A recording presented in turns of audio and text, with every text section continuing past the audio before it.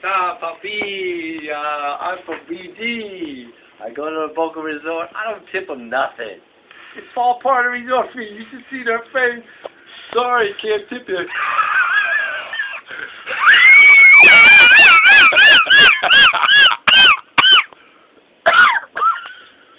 Yeah, I don't give them nothing. Everything's free, and then the bellman is carrying the 300 pounds of luggage, gives me a bucket of ice, I think it's all part of the resort fee.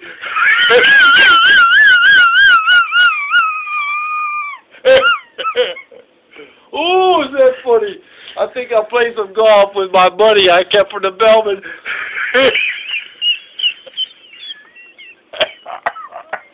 Well, my first taste of Colombian food. I don't know where they caught that fish, but boy, those fishermen better go out further.